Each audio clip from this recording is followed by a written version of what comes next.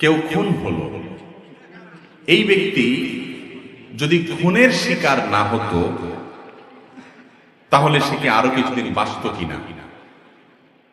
এই প্রশ্নের উত্তরে ইমাম ইবনে তাইমিয়া রাহিমাহুল্লাহ একটা হাদিস উল্লেখ করেছেন, খুব চমৎকার। সে হাদিসটি পেশ করতে চাই। মানুষের তাকদীর, মানুষের হায়াত, রিজিক, এই বিষয়গুলো দুই প্রকার। একটা আছে চূড়ান্ত, একটা আছে অচূড়ান্ত। চূড়ান্ত যেটা, এই চূড়ান্ত হায়াতটার মানে হলো মানুষ টোটাল এই পরিমাণ হায়াত সে পাবে। আরেকটা হলো অচূড়ান্ত, অর্থাৎ শর্ত সাপেক্ষ। এই কাজটা করলে তার এতদূর হায়াত হবে, এটা না করলে এতদূর হবে। এটা হলো অচূড়ান্ত। তো যেটা বলতেছিলাম, গুরুত্বপূর্ণ একটা ইস্যু।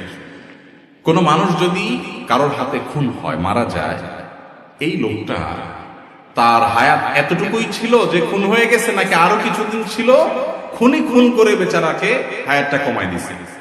এর উত্তর হলো তার হায়াত অতদিনই ছিল, তার হায়াত অতদিনই ছিল।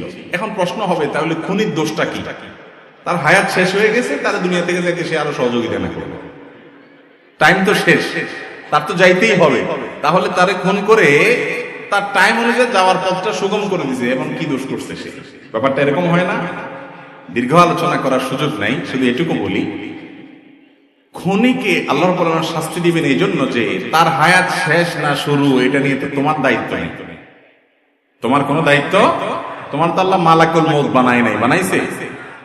তুমি অন্য মানুষের হক রক্ষা করবে, কারণ জীবন যেন বিপন্ন না হয় সেই জন্য দায়িত্বশীল থাকবে। তুমি সেটা করো নাই, তোমার নিজের রাগের মাথায় হোক, ক্ষোভের মাথায় হোক, যেভাবে হোক, পাপের পথ, নিষিদ্ধ পথ তুমি গিয়েছো, সেজন্য তোমার শাস্তি হবে। আর ওই ব্যক্তির যে মৃত্যু হয়েছে, সেই মৃত্যুটা সময় মতো হয়েছে কিনা, আর সে বাঁচত কিনা, এ বিষয়ে বলতে গিয়ে একটা হাদিস বলছিলাম।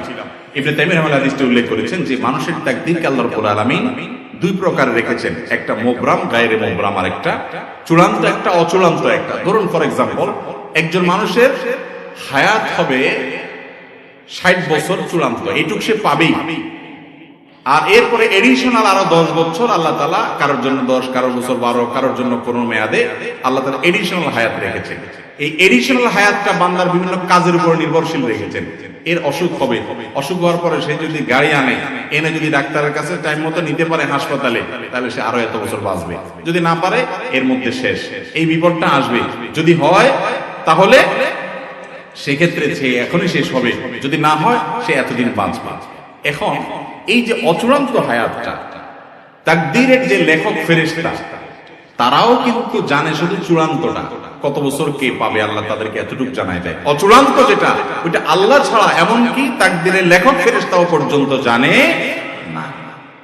কিন্তু এই যে চূড়ান্ত অচূড়ান্ত বলছি, ওটা আমাদের দৃষ্টিকোণ থেকে, আমাদের দিক থেকে, এই দিক থেকে যখন তাকাবেন, আল্লাহ রাব্বুল আলামিনের কাছে অচূড়ান্ত বলতে কোনো কিছু, বান্দার যোগ বিয়োগ করে, প্লাস মাইনাস করে, কি হবে না হবে, গাড়ি টাইম মতো আসবে কিনা, ডাক্তার টাইম মতো আসবে কিনা, এই লোক খুন করবে কিনা, খুন করতে গিয়ে খুন হয়ে যাবে কিনা, নাকি বেঁচে যাবে, কি হবে, কোথায় গিয়ে দাঁড়াবে, তার টোটাল ফিগার কি দাঁড়াবে, তার সব কিছু আল্লাহ তাআলার কাছে জানা আছে।